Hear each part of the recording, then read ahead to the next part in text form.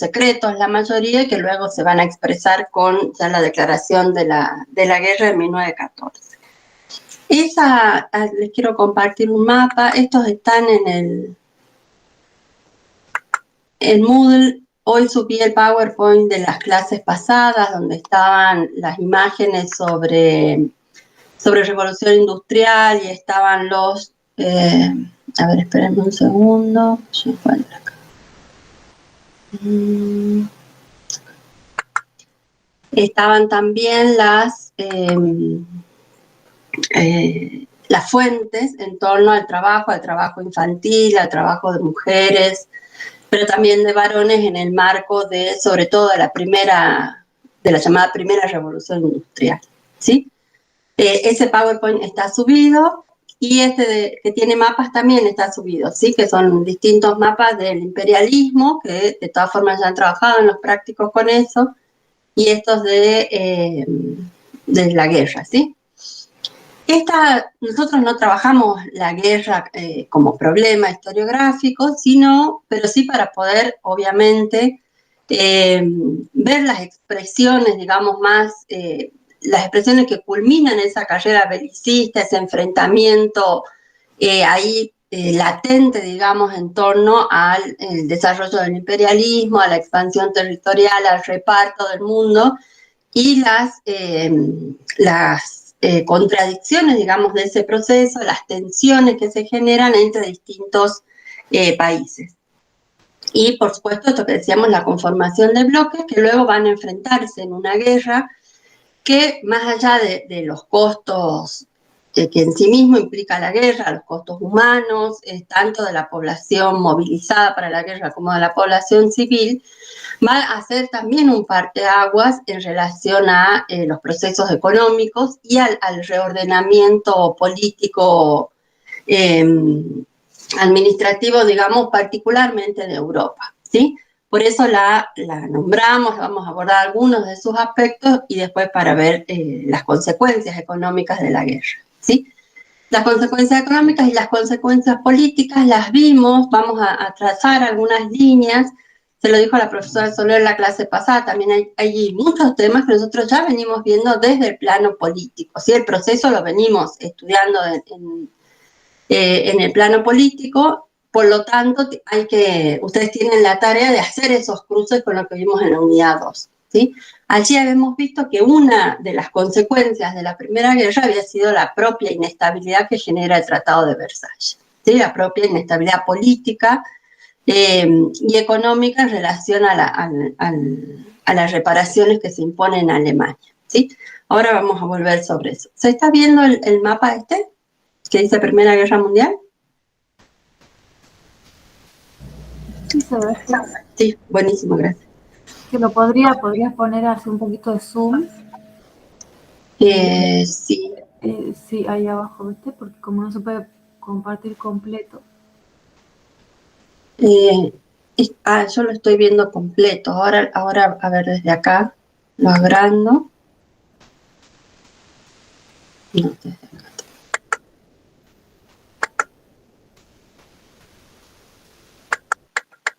Ahí se agranda un poquito.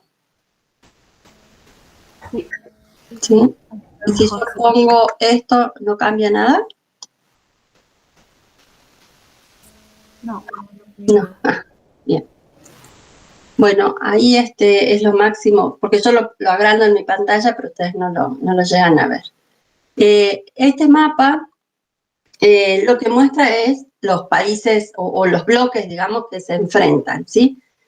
En base como decía, los acuerdos previos. El primer bloque incluye a Francia, Inglaterra, Rusia, Italia, Bélgica, Rumania, Grecia, Portugal, Japón. Cuando la guerra se hace mundial, digamos, empiezan a trasladarse a los océanos, y por lo tanto se mundializa.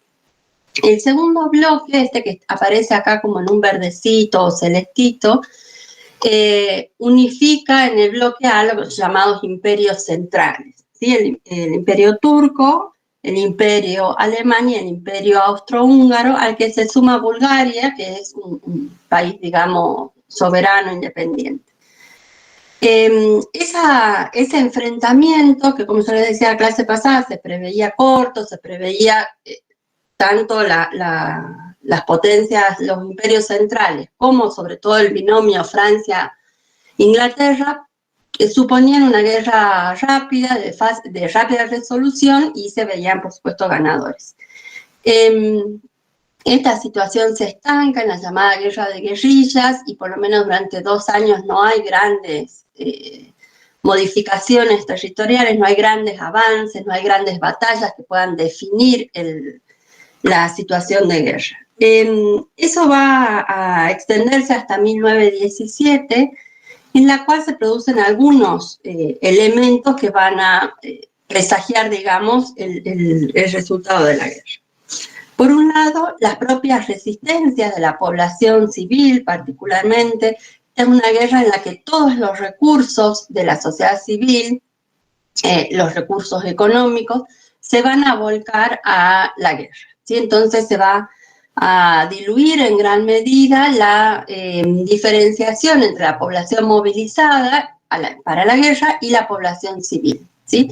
Eso va a llevar a que sea una situación en el largo plazo insostenible, porque va a generar hambrunas, va a generar que todos los recursos principales estén destinados al ejército, a la población movilizada, mientras que la población civil va a sufrir, digamos, justamente esa situación. Entonces se van a generar una serie de revueltas de ambos bandos, de levantamientos en contra de la guerra, ¿sí? Nosotros vimos la unidad anterior también, que ya había un fuerte movimiento antibelicista, había un movimiento pacifista por un lado, ¿sí?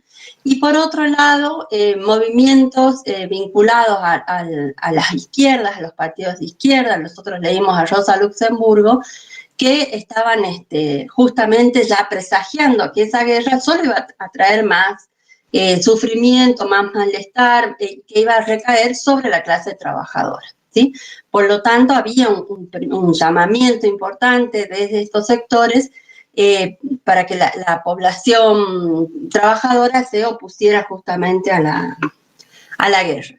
Finalmente, los partidos de izquierda, el Partido Socialista, el socialismo alemán particularmente, van a terminar avalando en los parlamentos el ingreso a la guerra, ¿sí? Es decir, esto es un movimiento que es previo, que precede a al propio año 1914, y que luego hacia 1917 va a volver a tomar consistencia, va a tomar cabida, digamos, dentro de la población civil, y va a haber una serie de reclamos, de revueltas en contra de la guerra.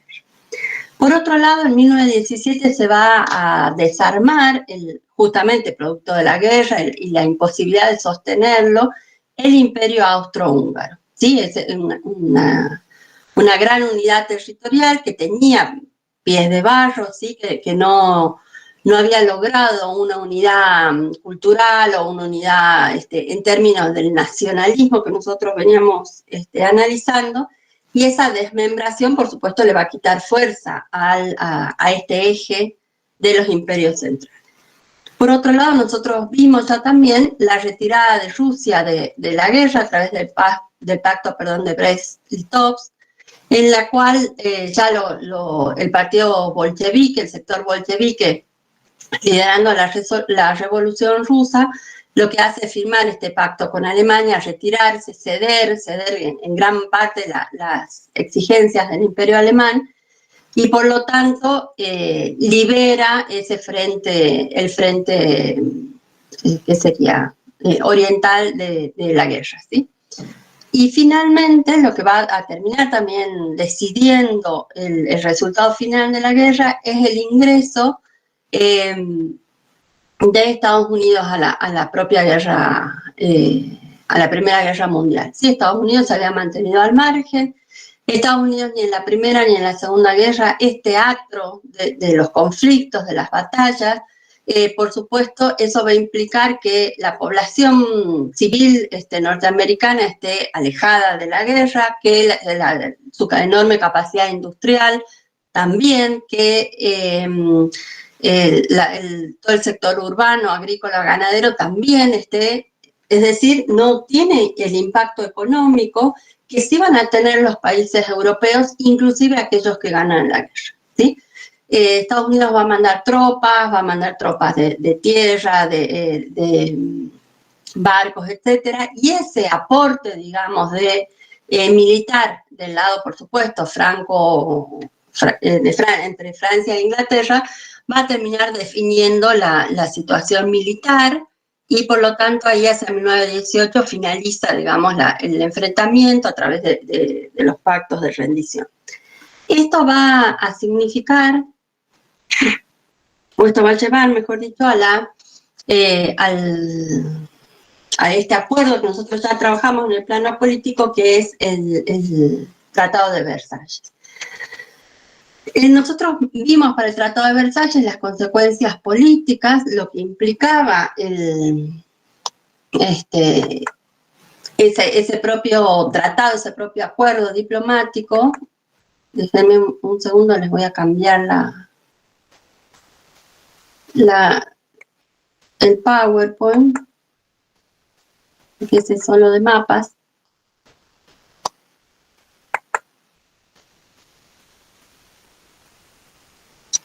A ver.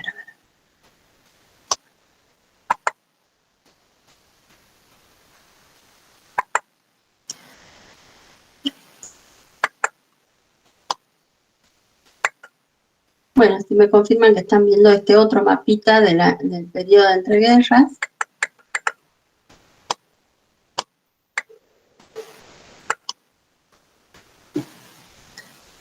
¿Se ve? Sí, ahora sí. Vale.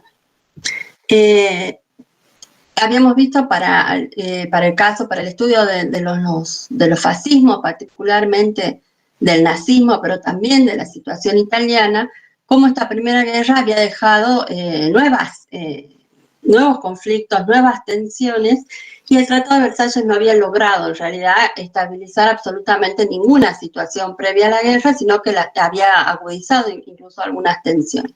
Particularmente en Italia, país ganador, país vencedor de la guerra, que no recibe lo que considera le corresponde, y a todo lo que lleva eso al fortalecimiento del fascismo. Y bueno, claramente Alemania, perdedor, el gran perdedor, el que se establece, digamos, como el gran responsable de la Primera Guerra, se le impone pérdidas territoriales, límites a la posibilidad de su armamento, de armarse, un límite a la cantidad de personas que pueden tener sus fuerzas armadas, pierde territorios, sobre todo los territorios que están acá de Alsacia y Lorena, que Francia los recupera, pierde territorios en el este también, y van como resultado de la guerra y también como parte del acuerdo del Tratado de Versalles, van a aparecer estos que figuran acá, este enorme corredor, ¿sí? No sé si se ve la flechita o si no, sigan acá, dice estados nuevos, ¿sí? Este corredor implica, por un lado, la desestructuración de los grandes imperios, y ya en plena guerra el imperio austrohúngaro se desmembra. Aparecen 9 estados, ¿sí? Se los leo: Polonia, Finlandia, Estonia, Lituania, Letonia, Checoslovaquia, Yugoslavia, Austria y Hungría. Eso es lo que nosotros ya analizamos en la parte política. Genera una inestabilidad muy importante en términos políticos, pero también económicos, en el sentido de que muchos de estos países no tienen una economía nacional, un mercado interno, un proceso de industrialización que lleven a que sean economías viables, economías nacionales viables. Son estados débiles en lo económico, muchos formados casi de manera, digamos, artificial, como producto de estos acuerdos diplomáticos, y eso va a llevar a que, bueno, toda esta zona este sea digamos, un polvorín de conflictos, de disturbios, pero además de economías muy deprimidas, por lo cual Alemania va a basar parte de su recuperación económica, sobre todo su recuperación industrial, en ese vínculo con estas economías más debilitadas, que le van a proveer a Alemania, sobre todo productos agrícola-ganaderos o materias primas, y Alemania los va a proveer de productos industriales. Pero a su vez, esta debilidad política también va a implicar que estados que se construyen a partir de la década del 30, como el nazismo, regímenes como el nazismo, van a tener, digamos, poca resistencia en su capacidad o en su aspiración, digamos, de ampliar su espacio vital, y por lo tanto, este periodo de entreguerras va a ser un periodo muy, muy inestable, tanto en lo político, que es lo que ya analizamos, como en lo económico, que es lo que vamos a ver a continuación. Esta situación, digamos, va a llevar a que se desestructuren los mercados imperiales, ¿sí? Se estructuren de manera absolutamente trabajosa, artificial, algunos mercados nacionales, que van a empezar a depender económicamente en gran medida de Alemania, que era una potencia industrial que se ve muy afectada por la guerra, por supuesto, se ve muy afectada por la política esta de las reparaciones, pero nosotros ya vimos que Estados Unidos no firma el Tratado de Versalles, y además el resto de las economías europeas, a pesar de haber ganado la guerra, están en la misma situación de desmantelamiento de sus propias economías internas. Alemania, además, ya desde fines del siglo XIX, desde su exitoso, digamos, proceso de industrialización, ya era una potencia proteccionista, ¿sí? Por lo tanto, va a continuar ese camino. Gran parte de las otras economías van a tratar también de proteger sus industrias nacionales, y se va a generar una etapa, digamos, de acuerdos binacionales, particularmente entre Estados Unidos y países europeos, en acuerdos que involucran con determinadas condiciones, tasas arancelarias, etcétera, etcétera, a países individuales de Europa en relación a Estados Unidos. La guerra va a generar, por supuesto, una enorme pérdida, como decíamos, poblacional, pero además de esa situación, digamos, va a generar un alto porcentaje de soldados que retornan de la guerra con distintos tipos de discapacidades, ¿sí? Eso va a ser un problema económico, además, por supuesto, los problemas sociales, humanos, va a ser un gran problema económico para todas las economías, tanto la de Alemania como la de los países que triunfan, porque es toda una población, digamos, que no puede reintegrarse al mercado laboral, pero que además implica que los estados tienen que hacer o generar algún tipo de política con ellos, porque no pueden, digamos, las familias por ahí no pueden cubrir en el retorno, digamos, a la normalidad de las actividades, no pueden cubrir esa falta de un trabajador, digamos, un trabajador además, en general varones adultos, pero varones adultos jóvenes, y una fuerza de trabajo ahí muy importante para las economías, tanto las economías nacionales como para las economías de las propias familias, que en gran medida dependen también de esos ingresos, ¿sí? Eso va a agudizar, digamos, la situación de crisis económica posguerra, además de toda esta situación que decíamos de campos arrasados por la propia guerra, por el paso de los ejércitos, industrias también desmanteladas, o bien industrias que habían reconfigurado su producción para producir armamento, o para producir uniformes, o para producir aquello que necesitaba el ejército movilizado, y por lo tanto también se genera una situación de inestabilidad, debido a que todas esas industrias, en esta situación de penuria económica, en esta situación del campo laboral también muy afectado, tienen que volver, digamos, a reconfigurarse para la producción en una etapa de paz, digamos, en una economía normal, entre comillas.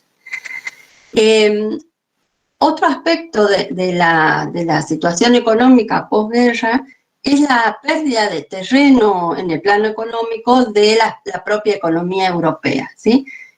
Los beneficiarios de esta guerra van a ser Estados Unidos, sin duda, que emerge como la nueva gran potencia capitalista, ¿sí? No, todavía no es la potencia hegemónica, pero sin duda la Primera Guerra significa, digamos, un gran espaldarazo para la economía norteamericana. Y por otro lado, el ganador, beneficiario, digamos, de la guerra va a ser Japón, la economía japonesa, que van a, digamos, también desestabilizar la economía mundial en el mediano plazo. Estados Unidos va a emerger de esta guerra, como decía, sin grandes pérdidas, o sea, sin ninguna pérdida económica y con pérdidas militares, pero bastante controladas en relación a los países europeos. Va a emerger como la principal potencia financiera del mundo, digamos, pero con una gran diferencia en relación a su antecesor, que había sido Gran Bretaña, que Estados Unidos había sido siempre una potencia proteccionista y en gran medida aislacionista, ¿sí? No participa ya del reparto de África, del reparto del mundo, que se produce a fines del siglo XIX, no tiene interés particular en esa época en África o en Asia, sí tiene interés sobre todo en América y particularmente en Centroamérica. Además, digamos, no va a firmar el Tratado de Versalles, como decíamos, es decir, no va a participar, si bien participan sus agentes en la mesa diplomática, luego no lo firma, por lo tanto no asume ningún compromiso ni en contra de Alemania, ni ningún compromiso, digamos, multilateral, ¿sí? Lo que va a hacer es avanzar hacia estos pactos bilaterales que van a poner, digamos, en la balanza su enorme capacidad industrial, su gran peso económico frente a países debilitados, ¿sí? Esa posición aislacionista va a implicar en el mediano y largo plazo una inestabilidad del sistema financiero mundial. La propia crisis de 1929, a ver, acá, les recuerdo esto de las fases sucesivas, ¿sí? Habíamos visto una crisis a fines del siglo XIX, pero una fase de recuperación producto de la concentración, la centralización de las economías, producto de esta nueva etapa del capitalismo que es el imperialismo. Pero bueno, sin duda la Primera Guerra Mundial va a poner en jaque ese crecimiento, digamos, de las economías de fines del siglo XIX y la primera década del XX. Para nosotros analizar, nuestro tema de hoy es la crisis del 29. Esto que parecen antecedentes así sin importancia es central cuando ustedes trabajen cualquier crisis, cualquier proceso que tengan que explicar de crisis económica, no pueden explicar la crisis por sí misma, ¿sí? Es decir, no pueden decir, bueno, en 1929 la bolsa, como si fuera un elemento, no sé, que cae del cielo un meteorito y provoca una crisis. La crisis está sostenida en el funcionamiento previo de las economías, en estos procesos de crecimiento y de contracción previo en las propias contradicciones del sistema capitalista, que eso van a ir abonando el desarrollo de la crisis, ¿sí? Y que van a tener después elementos propios de la crisis que ahí se explican, digamos, por esta situación previa, no se explican por sí mismos, ¿sí? Por eso me detengo acá, ustedes tienen en el texto de Barbero algunos elementos bien desarrollados que yo no voy a avanzar acá, justamente para que ustedes puedan completar todo el proceso, digamos, previo a la crisis y explicar la crisis no solo, que es una tentación enorme, no solo por el aspecto financiero, ¿sí? La crisis no se produce en el jueves negro en el que cae la bolsa de Nueva York. Ese es un síntoma, el estallido más espectacular de la crisis, pero no se explica por sí mismo, ¿sí? Se explica por esta situación pre. Recuerden que si están haciendo preguntas no los veo. A ver. Ahora estoy acá, han levantado la mano Nahum.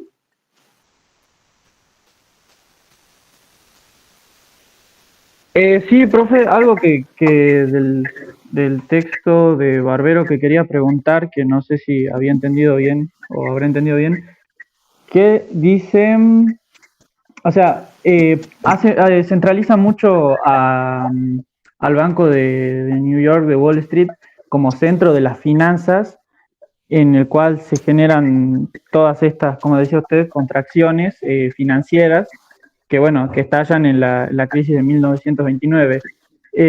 New York, o sea, la bolsa de valores de New York del Banco de Wall Street es ¿cómo se puede decir? El centro donde se llevaban a cabo de todos como las finanzas y todos estos asuntos económicos que provocaron la crisis. O sea, por eso se Sí, a provoca eso, principalmente la crisis en New York. sí, justamente a eso vamos ahora, Nahum, a explicar, bueno, qué pasa con esta reestructuración del mundo desde el fin de la Primera Guerra y qué implica esto que Estados Unidos sea la principal potencia financiera, ¿sí? Sin duda, para avanzar en tu pregunta, en la respuesta a tu pregunta, hay una pérdida, digamos, de esta función que tenía Gran Bretaña dentro del sistema financiero mundial, que lo había equilibrado, y por lo tanto la bolsa de Nueva York, ¿sí?, se va constituyendo en la más importante, pero en una de las más importantes. También está la de París, por supuesto, también en Japón hay distintas bolsas que tienen una fuerte presencia después de la Primera Guerra Mundial, pero sin duda Nueva York es el centro financiero, ¿sí? Pero eso no sería en sí mismo un problema, sino si no lo acomodamos, digamos, en esto que voy a explicar ahora, y después si te queda la misma duda, la retomamos, Nahum, ¿sí? Pero déjame que avancemos en estas etapas previas para justamente ver por qué cuando cae la bolsa de Nueva York el efecto es tan importante, ¿sí? Para explicar la crisis, Eric Hobsbawm, un autor conocido ya por nosotros, sostiene que hay como dos grandes razones a nivel macroeconómico, ¿sí?, es decir, del funcionamiento del capitalismo mundial, que nos permiten, digamos, aproximarnos a explicar la crisis. Por un lado, este desequilibrio creciente de la economía internacional que se va produciendo por el nivel de asimetría entre la economía norteamericana y la del resto del mundo.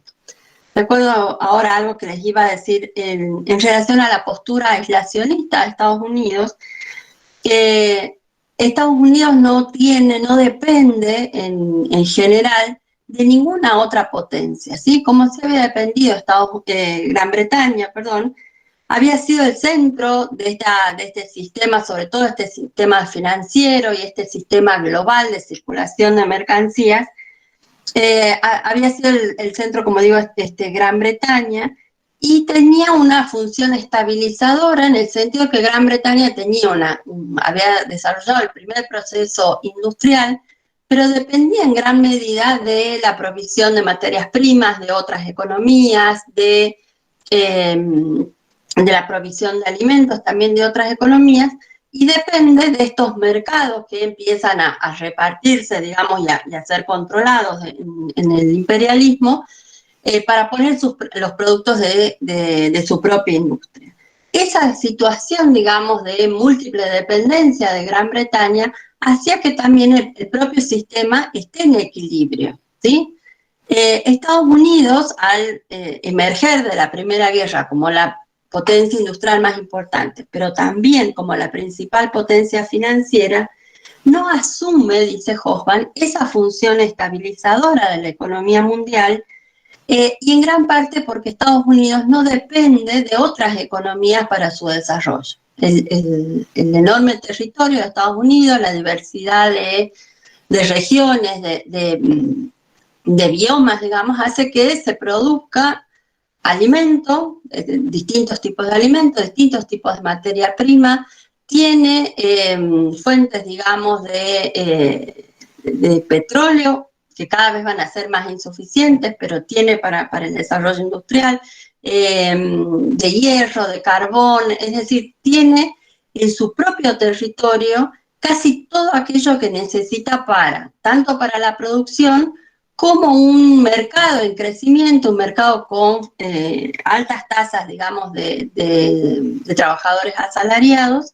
Por lo tanto, no va a depender, salvo algunas materias primas que se van a ir agudizando en el siglo XX, sí, como el petróleo, pero no depende en gran medida de otras economías.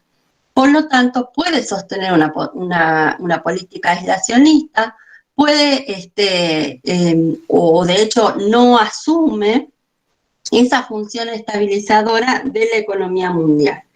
Y entonces va a reforzar, digamos, su propio posicionamiento, va a reforzar su papel como principal productor mundial, va a ser el principal acreedor, es decir, el que otorgue préstamos y por lo tanto sea el principal acreedor, la principal potencia mundial, pero se va a desinteresar de esta función estabilizadora de la economía, ¿sí?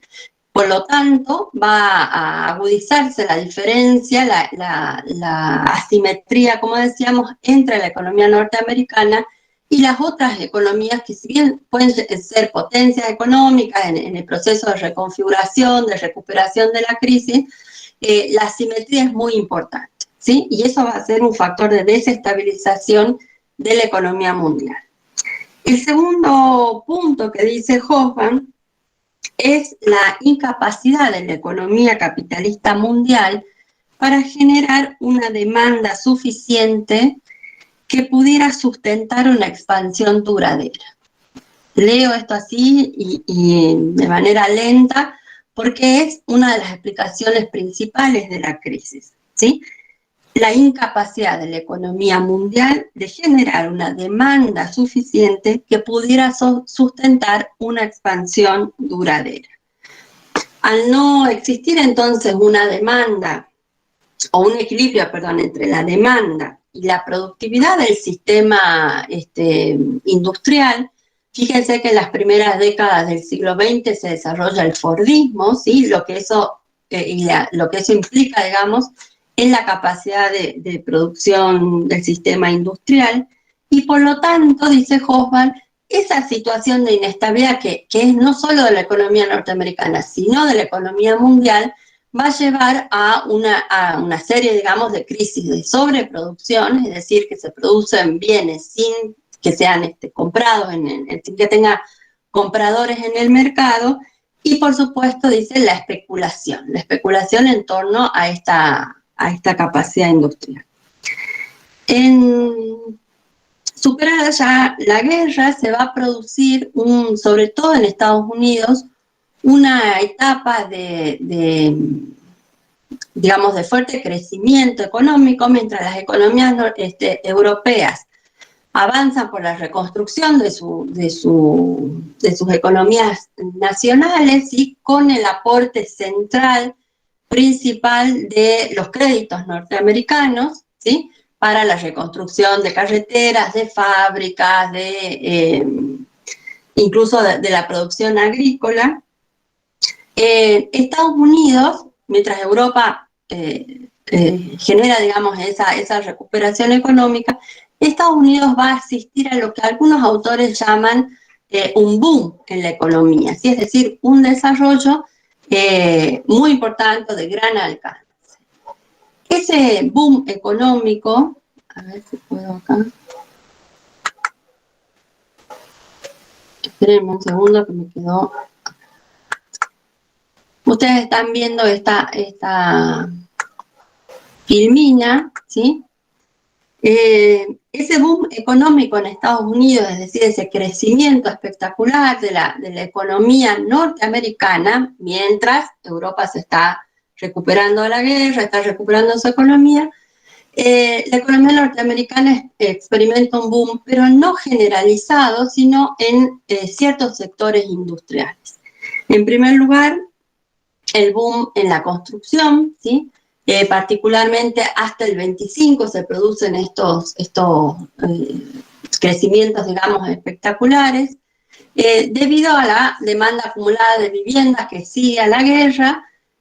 Pero además, este boom en la construcción se va a sostener en algunos pilares propios de la economía norteamericana. La construcción de barrios obreros, pero también de barrios de clase media, que se van a alejar, es decir, van a construirse como en las afueras, digamos, de las ciudades industriales, justamente en un proceso de alejar en la vivienda de los centros de producción industrial, de las fábricas. Eso va a llevar a la construcción, entonces, de estos barrios de clase media, pero también de sectores trabajadores. Esto va a ir acompañado de la construcción de rutas que vinculen estos centros industriales y los centros comerciales con estos barrios. Y además, el tercer punto, digamos, que afianza este boom en la construcción es la propia construcción de fábricas que este desarrollo, digamos, de la economía industrial norteamericana necesita, ¿sí? Entonces se construyen más fábricas, se construyen barrios, viviendas para trabajadores, para sectores de clases medias, y todo lo que eso lleva también implicado en la construcción de rutas que vinculen uno y otros espacios. Por otro lado, el segundo, digamos, eje de este boom de la economía norteamericana es la industria del automóvil, ¿sí? Acá ustedes tienen un montón ya de elementos para explicar este boom, asentada primero en ya las primeras transformaciones que había hecho el taylorismo, pero el fordismo se aplica, se piensa, digamos, y se formula específicamente para la industria del automóvil. Esa transformación, digamos, en el mundo del trabajo va a llevar a que se triplique la producción de automóviles en estos años 20, ¿sí? Esta industria del automóvil va a ser la más representativa de una serie de bienes llamados de consumos duraderos. Estos bienes de consumos duraderos, ¿cuáles son? El automóvil, sin duda, piensen, digamos, bienes que las familias norteamericanas compran y que están destinados a durar toda la vida, en principio. Si no son bienes ahora con una obsolescencia programada, como los actuales, que uno se compra un celular y en 2 años ya no tiene capacidad, ya no puede soportar el avance tecnológico, o se producen bienes que tienen una durabilidad ya programada, ¿sí? Van a durar 4 o 5 años. Antes, el consumo de estos bienes duraderos se estimaba, digamos, que duraban toda la vida. Si uno lo compraba, o un matrimonio nuevo compraba heladeras, lavarropas, lavavajillas, y podían, la expectativa, digamos, era que durara toda su vida, o sea, la vida, el ciclo de vida familiar. Por supuesto, los automóviles también. Que la industria del automóvil además va a llevar, digamos, va a constituir un estímulo para otras industrias que están vinculadas con ella. La del acero, para la propia construcción de automóviles, ¿no? La del acero, la del petróleo, para justamente constituir, digamos, la fuente de energía de los automóviles, la del vidrio, la del caucho, la del metal, ¿sí? Es decir, la propia industria del automóvil va a fomentar el desarrollo de estas otras industrias vinculadas. Esto va a sentarse, como dice ahí, en el extenso programa de construcción de carreteras, porque precisamente el boom de la construcción va a alejar los barrios, digamos, destinados a la vivienda, a los centros industriales y comerciales. Eso va a llevar a que también a la promoción, digamos, de la compra de automóviles para hacer esos recorridos.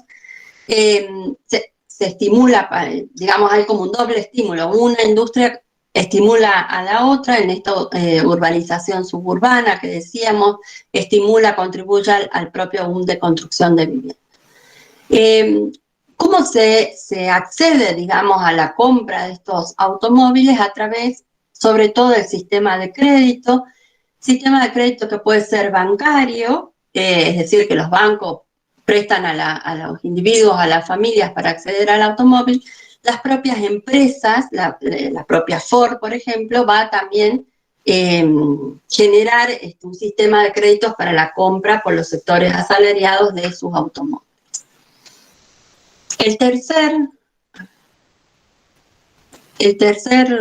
La tercer pata, digamos, de este boom va a ser la industria de la electricidad, vinculada a las anteriores, y toda esta gama de nuevos bienes de consumo duradero son eléctricos, ¿sí? Tanto las maquinarias industriales como las domésticas, esto que decíamos, las aspiradoras, los lavarropas, las heladeras, van a estar asentados, digamos, en el consumo eléctrico. Por lo tanto, va a ser también un sistema, como decíamos ahí, de doble estímulo para el crecimiento de la industria de la electricidad, ¿sí? Todas las mejoras en tecnológicas van a llevar a que se bajen los costos del consumo de la provisión eléctrica, y por lo tanto las familias puedan acceder a estos bienes de consumo duradero sin que sea imposible luego de sostener su consumo, sus propios gastos, ¿sí? Uno puede quizás acceder a una heladera, pero si el consumo eléctrico es altísimo, no tiene sentido, ¿sí? No es rentable para quienes acceden a ello. Como vemos, estas industrias están interrelacionadas entre sí, unas alimentan, sirven de estímulos a las otras, y allí está el boom de la producción o del crecimiento industrial en la década del 20 en Estados Unidos.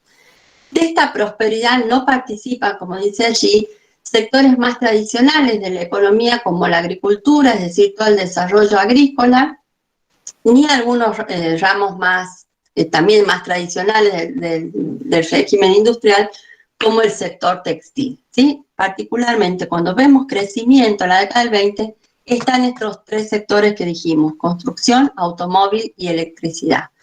Los otros sectores más tradicionales, los que están por fuera de ese impulso, que no son industrias vinculadas, no van a participar de esta prosperidad. Eso implica que estos sectores no tienen crecimiento, pero que además no van a ser sectores que absorban o que logren mantener mano de obra salarial. Las economías europeas, por su lado, participan de esta, digamos, están reconstituyendo sus economías con una debilidad estructural que va a ser central luego para explicar la expansión de la crisis a todo el mundo, que es la enorme dependencia que tienen los países europeos de los capitales, de los préstamos norteamericanos, ¿sí? Estados Unidos tiene una gran capacidad o una gran liquidez de capitales y va a participar de la reconstrucción europea, ¿sí? Le va a prestar a los países europeos, a sus clases dirigentes, dinero para que reconstruyan las carreteras, las fábricas, las viviendas, etcétera, etcétera. Le va a prestar tanto a los países que habían resultado ganadores en la Primera Guerra como a Alemania, ¿sí? Pero esa dependencia, digamos, de las economías europeas de los capitales norteamericanos va a ser otro de los síntomas o de los signos de inestabilidad de esta economía mundial, ¿sí? No hay una recuperación en esta década del 20 de las economías por sí mismas, digamos, por su propia capacidad de recuperación, sino hay una fuerte dependencia de los capitales norteamericanos. Por lo tanto, hay algunos autores, entre ellos Barbero, que nombra esta situación, que si bien la crisis, el crack, es en 1929, ya desde 1927-28, en las que Estados Unidos empieza a limitar los préstamos a Europa, empieza también a pedir recupero, digamos, de esos préstamos, ahí ya hay un primer momento de fuerte crisis en las economías europeas, ¿sí? Porque al depender tanto de estos préstamos estadounidenses, cuando esos préstamos se restrinjan o Estados Unidos empiece a pedir que se empiecen a devolver, que se pongan al día, digamos, con las cuotas previstas, ahí ya va a haber un fuerte cimbronazo en las economías europeas. Eso también está, si recuerdan, en Lettieri, ¿sí? En la cual dice, bueno, la crisis en la economía alemana, explicando el nazismo, dice la crisis ya se presenta en 1928, ¿sí? Porque ahí se restringen los capitales norteamericanos que llegan a Alemania y por lo tanto el primer cimbronazo va a ser en 1928, ¿sí? Eso también, esas explicaciones, pero además sustentadas por supuesto en números, en cifras, también llevan a descentrar esta idea de que todo sucede en la economía norteamericana o que todo depende estrictamente de la caída de la bolsa de Nueva York, ¿sí? Lo que estamos viendo acá es que hay un funcionamiento asimétrico de la economía mundial, una dependencia de unas economías respecto a la estadounidense, un crecimiento estadounidense avanzado en algunos sectores, pero que implican que no todos los sectores participan de esta prosperidad, ¿sí? Y por supuesto este elemento que decíamos con Hobsbawm, que la propia economía mundial capitalista, y lo vamos a ver a lo largo del siglo XX también y XXI, no es capaz de generar una demanda que haga sostenible en el tiempo el crecimiento industrial, ¿sí? Uno de los, a ver, espérenme, uno de los síntomas más claros para poder explicar la crisis, es decir, en la etapa previa a las crisis, uno de los elementos que más iluminan, digamos, el análisis económico para explicar la crisis, como decíamos en la clase pasada, es la desocupación, ¿sí? Los índices de desocupación van a alertar a los economistas, pero también, por supuesto, a las clases dirigentes y sin duda a los intelectuales, digamos, que después analizan o que participan de ese periodo, van a alertar que eso es otro factor interno, en este caso a las economías nacionales, es un factor fuerte de inestabilidad. ¿Por qué? Porque el sistema, y esta sobre todo el crecimiento de estos bienes duraderos están pensados para familias de clase media o familias de trabajadores asalariados que pueden acceder a través de estos sistemas de financiamiento que empiezan a aparecer a estos bienes de consumo duradero. Pero primero que una vez que las familias acceden, tienen que dedicarse a pagar el préstamo, pero no es un mercado de consumos permanente ni que pueda estar ampliándose todo el tiempo, ¿sí? Las familias no necesitan comprar todo el tiempo lavarropas, ¿sí? O todo el tiempo autos. Fíjense que dentro del Fordismo, lo que estudiamos para el Fordismo, la producción en masa implica también, sobre todo en el sector de automóviles, una caracterización uniforme, digamos, de los productos, ¿sí? Entonces no está tampoco esta competencia que es de la segunda mitad del siglo XX, de colores, de modelos, de tamaños, de versatilidad para una cosa, para otra. Todavía en el marco del Taylorismo y del Fordismo, la producción en masa implica también el acceso a estos bienes, pero no todavía la posibilidad de elegir, digamos, o que la propia competencia esté regulada por no sé, por la moda, por el tamaño de los automóviles o por la capacidad no sé, de lo que fuera, ¿sí? Entonces, son mercados, la electricidad, la construcción, en los automóviles. Fíjense que una vez que se puede acceder a la casa, uno no está comprando casas, ¿sí? En los sectores trabajadores, en los sectores de clase media, lo que están haciendo es pagando esa financiación, ¿sí? No es un mercado que tenga una movilidad como sí tenían, por ejemplo, antes los mercados textiles. ¿sí? Que son bienes de menor duración, de menor durabilidad, que si hay una elección entre la ropa de trabajo y la ropa cotidiana o la ropa de salir, ¿sí? Que implica otros estímulos diferentes para que funcionan de manera diferencial también para los distintos sectores industriales. Y por otro lado, los altos índices de desocupación, como decíamos, implica que hay un sector de la población que está o desocupado o subocupado, que están entonces por fuera de la posibilidad de acceder a estos bienes de consumo, están por fuera de la posibilidad de acceder a créditos, y los créditos se asientan en la capacidad de pago de las personas. Si uno no tiene un salario, un recibo de sueldo que acredite, digamos, la confiabilidad, no puede acceder tampoco a estos bienes, ¿sí?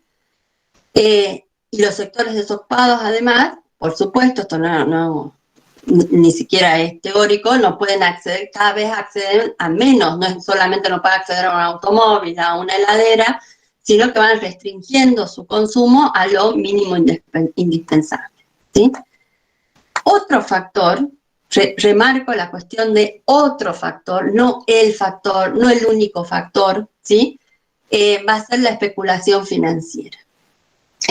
A lo largo de toda la década del 20 y en parte producto de este boom, digamos, de bienes de consumo duraderos, de construcción de viviendas, de modernización de las viviendas a partir del tendido eléctrico, se va a generar también una confianza en la economía, sobre todo estoy hablando de Estados Unidos, ¿no? Una confianza en la economía estadounidense que va a llevar a que haya una etapa, digamos, justamente en la que los propios trabajadores, las propias familias trabajadoras y de clase media se sientan parte de esa prosperidad general, ¿sí? Que está afianzada en estos tres rubros industriales que decíamos: construcción, automóvil y electricidad. Esa confianza en el crecimiento, digamos, económico indefinido, que parecía indefinido, va a llevar también a que haya una confianza en el sistema financiero. Hay por un lado una disponibilidad de capitales, es decir, de dinero, que van a estar disponibles, digamos, a través del sistema bancario, una serie de créditos de fácil acceso, créditos baratos, es decir, que no tienen grandes tasas de interés, y eso va a llevar, la confianza y la disponibilidad entonces de dinero, va a llevar a que crezca el sistema de créditos, ¿sí? Muchas familias, muchos trabajadores van a empezar a pedir créditos a los bancos, en primer lugar para la compra de estos bienes de consumo duradero, pero eso está también en los textos.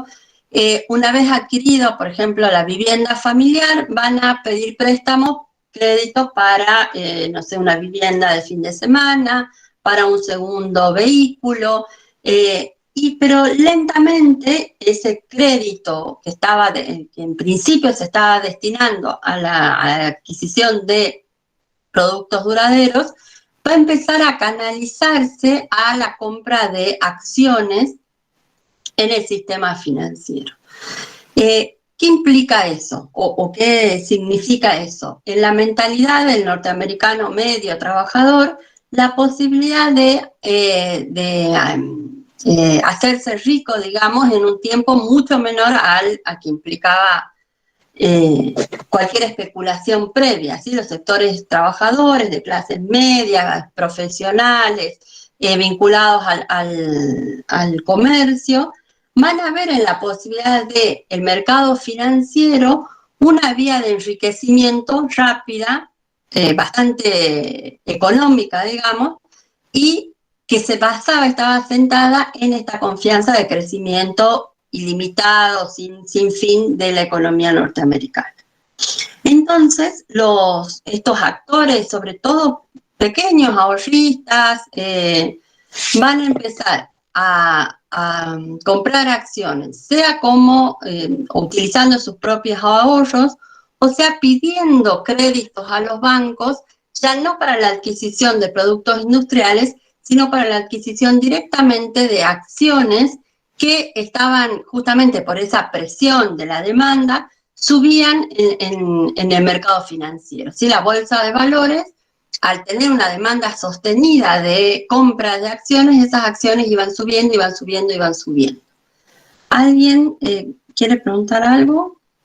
¿Levantó la mano? Yo, profe, había No. levantado la mano porque no había entendido bien cómo funciona el sistema de créditos de fácil acceso. Al tener el sistema bancario norteamericano disponibilidad de capitales, si habíamos dicho el capital necesita moverse, necesita ser invertido, reinvertido, generar intereses, etc. Esa disponibilidad va a llevar a que los bancos pongan a disposición de la población créditos baratos, es decir, de fácil acceso, por un lado, sin grandes requisitos previos, y después un régimen de cuotas y de intereses particularmente, que va a ser de fácil acceso también, de fácil pago en principio, ¿no? Eso va a llevar a que las familias trabajadoras, familias de clases medias, puedan acceder fácilmente a estos créditos y a través del crédito comprar, por ejemplo, un automóvil. Pero como el crédito es barato, la cuota es barata, los intereses no son muy altos, se puede pedir un segundo crédito para comprar otro automóvil, por ejemplo, ¿sí? O una segunda casa de fin de semana, dependiendo, por supuesto, de qué sectores estemos hablando, ¿sí? Los sectores desocupados, subocupados, no participan de nada de esto que estoy diciendo, ¿sí? Entonces, van a empezar a participar el ciudadano común, las familias comunes, de este sistema de créditos. Como hay una confianza en este crecimiento indefinido y lo que se ve que el mercado financiero está dando muchos dividendos, parte de estos créditos van a ser tomados por estos ciudadanos comunes para comprar, en vez de estos bienes duraderos, a los que ya en muchos casos accedieron, van a comprar directamente acciones en la bolsa. ¿Sí? Acciones de distintas empresas, como que yo ahora vaya y compre acciones, no sé, de Molinos, y como están en permanente crecimiento el precio de esas acciones, ¿sí? Hoy compra uno no sé, una acción a 20 pesos y por ahí en un mes, esa misma acción, sin hacer nada en el medio, vale 30, por ejemplo, o 35, ¿sí? Entonces ven estos sectores una posibilidad de tomar créditos, ¿sí? Comprar acciones y que el crecimiento de la acción pague el préstamo, o sea, la cuota del crédito, el interés, y genere una ganancia para esos trabajadores o para esas familias, ¿sí? Las industrias, las empresas van a hacer lo mismo, van a tomar préstamos que no van a dirigirlos al desarrollo industrial, a la compra de nueva tecnología, de nuevas maquinarias, de innovación tecnológica, sino que lo van a dirigir a donde la economía estaba dando mayores dividendos, es decir, al sistema financiero, ¿sí?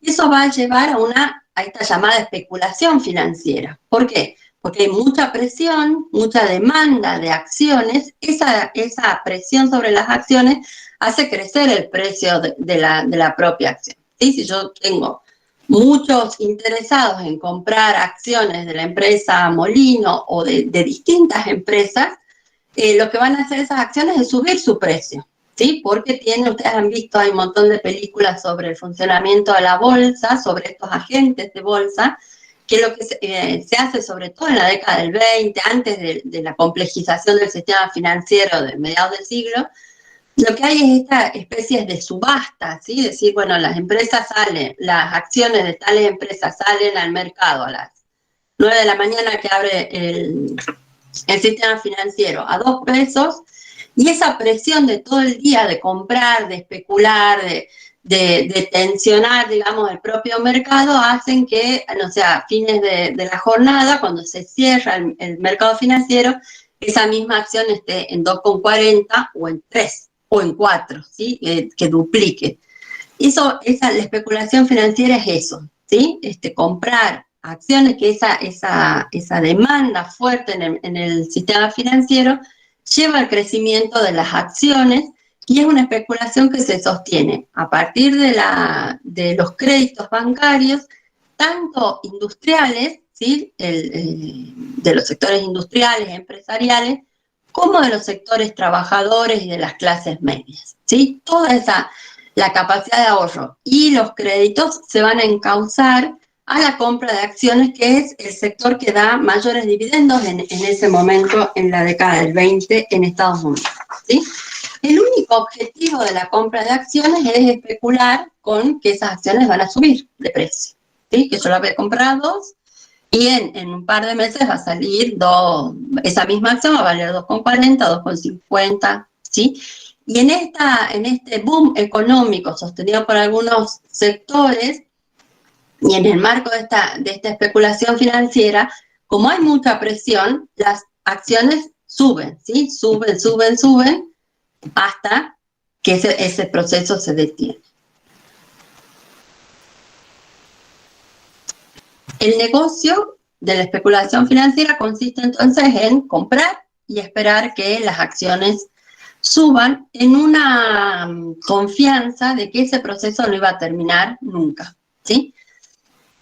¿Qué pasa con esta especulación financiera? Todo ese sistema de créditos bancarios, es decir, ese capital disponible, ese dinero disponible, no va a ir a la economía real, es decir, no va a ir a la compra ya de bienes, de productos duraderos, es decir, a sostener la demanda de bienes industriales, pero tampoco va a ir en el sector empresarial a la compra de maquinarias, al mejoramiento de esas maquinarias, a la compra de tecnología, de materias primas, sino que en vez de ir entonces el dinero a la economía real, ¿sí? Va a canalizarse a la especulación financiera. Eso va a llevar a un desequilibrio, a profundizar el desequilibrio justamente entre la oferta y la demanda, porque hay el sistema industrial basado en estas 3 ramas industriales sigue creciendo, ¿sí? Con el Fordismo, el desarrollo del Fordismo, la producción en masa, el sistema industrial sigue creciendo. Pero el dinero que podría haber sido invertido en el sistema industrial para mejorar la producción, incluso para producir más y abaratar el costo final de los productos, el dinero que podría haber sido destinado a la compra de esos productos, en vez de ir a la economía real, sin que la producción industrial se detenga, va a canalizarse hacia la especulación financiera, ¿sí? Entonces, el capital disponible al interior de la economía norteamericana se canaliza hacia la especulación financiera y no hacia la inversión productiva o hacia el sostenimiento de la demanda de productos industriales. Eso va a llevar a un desfasaje, a un desajuste de la economía entre la economía real, ¿sí? Y esta especulación financiera, este boom o esta burbuja financiera, ¿sí? ¿Por qué se denomina, ustedes van a leer en muchos lados, la burbuja financiera? Porque es un crecimiento, ¿sí? Así como las burbujas, artificial, ¿sí? ¿Por qué? Porque no es un crecimiento, este sistema de valorización, digamos, de las acciones, no implica ningún crecimiento de la economía real, ¿sí? La economía real sigue produciendo, produce mucho en esas 3 ramas industriales. Otros sectores no acompañan ese crecimiento. Un porcentaje muy alto de la población norteamericana está desocupado o subocupado, y todo entonces el capital ese, en vez de ir a la economía real, va a ir a la especulación financiera. Y se genera una burbuja. ¿Por qué? Porque si la acción, no sé, de una empresa, de una industria que produce, no sé, heladeras, crece porque está justamente esta demanda, porque la presión sí sobre las acciones se alimenta a sí misma, ¿sí? Mientras hay más compradores, más sube esa acción. Pero eso no implica que la empresa se valorice, ¿sí? No implica que tenga ni más herramientas, ni más maquinarias, ni que logre vender más productos, ¿sí? Lo que se hace es subir el precio de la acción solamente, ¿sí? El sistema financiero va a desprenderse en gran medida, va a aislarse del crecimiento de la economía real, ¿sí? Entonces va a haber empresas que tienen muchísimo valor en acciones, porque las acciones han subido producto de esta presión, pero siguen produciendo lo mismo, siguen teniendo las mismas maquinarias, la misma cantidad de trabajadores, ¿sí? La misma rentabilidad real, ¿sí? Por eso se habla de esta burbuja financiera, porque no responde al crecimiento de la economía real, ¿sí? Hasta acá, Nahum y los compañeros, ¿se va entendiendo? Sí, profe, ahora entendí todo mejor. Ya lo noté. Profe, Gracias. yo no entendí muy bien lo de la burbuja. Ahora voy, ¿quién preguntó lo de la burbuja? Yo, Antonella Pastrana. Ya está, Antonella. Decía, ahora te contesto, decía que esto también al trabajarlo después con el texto de Barbero, con los documentos que ustedes tienen en el trabajo práctico, estas cuestiones también se van a ir como acomodando, ¿sí? Porque son fuertemente teóricas, ¿sí? Yo se las presento ahora, pero cuando veamos, presten atención en Barbero, aunque sea complejo, deténganse en los cuadros que ella presenta, en los gráficos, porque ahí uno ve como con mayor claridad esto que yo estoy explicando desde el punto de vista teórico.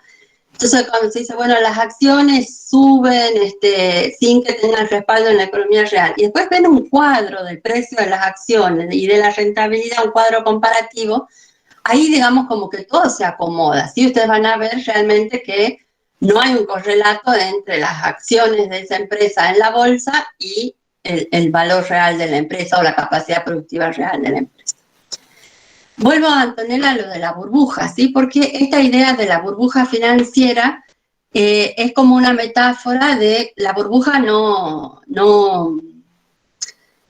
en el sentido de que es algo artificial que se crea, ¿sí? Esta especulación financiera es absolutamente artificial. ¿Por qué? Porque cuando crece el valor de las acciones, no implica, ¿sí? Es un crecimiento artificial, crece en la bolsa de valores. ¿Por qué? Porque sale al mercado a 2 un día, cierra el día de ese mercado financiero a 2,20. Entonces al día siguiente hay más presión sobre esa acción que está en subida. Entonces empieza con 2,20 y termina con 2,54, ¿sí? Y entonces al tercer día hay nueva presión, empieza con 2,54 y termina en 2,61, ¿sí? Ese crecimiento, esa es la burbuja financiera, se va generando ese crecimiento, pero que es, no tiene un correlato directo con la economía real, ¿sí? Esa empresa, en esos 3 días en que su acción se ha valorizado de 2 a 2,61, no produce más, no produce mejor, no ha cambiado sus herramientas, sus maquinarias, no tiene más empleados, ¿sí? Por eso lo financiero se va como autonomizando de la economía real y va generando esa burbuja que crece el valor de las acciones, y como toda burbuja, ¿qué pasa? Estalla, ¿sí? En un momento ese crecimiento artificial no puede sostenerse y estalla. Ahora vamos a ver eso. Gonzalo dice, el crecimiento de la acción no va de la mano con el crecimiento de la producción, es lo que estamos diciendo. Cuando el valor de la acción supera el de las ganancias que da la producción, entonces ese precio no es real.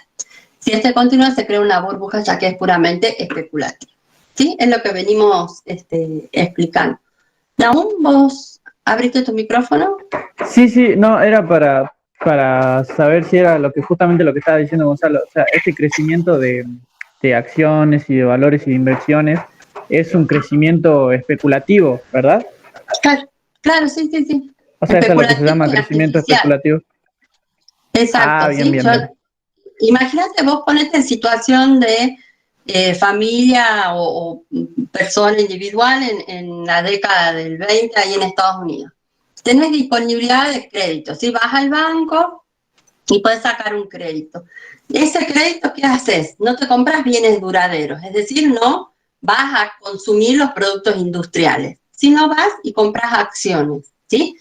en la confianza, digamos, de que las acciones están en crecimiento. Entonces compras y contribuyes a la demanda, ¿sí? A la presión de la demanda sobre esas mismas acciones. Entonces vos compras a 2, al día siguiente está a 2,20, vendés y tenés 20 centavos de ganancia por cada acción. Compras de otra empresa y compras así y se va haciendo esta especulación, ¿sí? La especulación está en que la acción crece, crece, crece, sin que tenga sustento en la economía real, ¿sí? ¿Qué significaría que tenga sustento en la economía real? Que una empresa, una industria, no sé, de alimentos, cotiza en bolsa y tiene un valor total de 1.000 pesos en 1.000 acciones de 1 peso, ¿sí?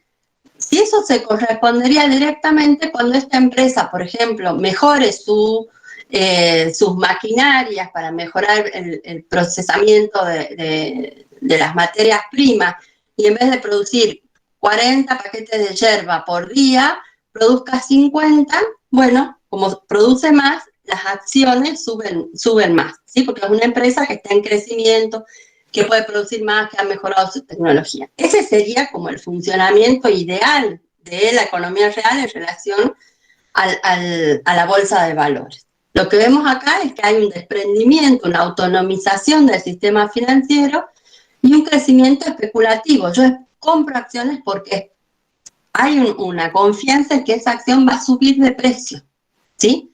Sin que la economía real se modifique. Eso no le importa a ninguno de estos ahorristas o de esta gente que pide créditos en el banco, o las propias empresas que en vez de comprar maquinaria, que sostendrían un crecimiento, no sé, en 3 años, compran directamente acciones, porque es inmediata el enriquecimiento, ¿sí? Y hay una confianza en que ese crecimiento, en esa especulación, en esa valorización de las acciones no tiene fin, ¿sí? Entonces se sigue sosteniendo la presión sobre el sistema financiero, ¿sí? Antonella, entendimos esto, la burbuja es ese crecimiento artificial de las acciones por la propia presión de los compradores, ¿sí? Y va creciendo, va creciendo, va creciendo, ahí de manera artificial, y justamente la metáfora de la burbuja es que en algún momento eso estalla, ¿sí? No puede crecer indefinidamente, ¿sí? Profe, ¿le puedo leer lo que anoté así? Usted me dice si está bien o mal o quiere que lo dejemos para la clase de consulta. ¿Te animás a que lo dejemos en la clase de consulta o volvemos después? A ver si Sí, así podemos por eso le terminar, pregunto. digamos, con la Claro, para no interrumpir. meta. Lo vemos mañana en algún, ¿sí? O si no, al final de la clase. Bueno, ¿Sí? perfecto. Vale. Como decíamos, este proceso especulativo que no está anclado a la economía real, va a tocar, digamos, un límite en octubre de 1929. ¿Pero por qué toca ese límite?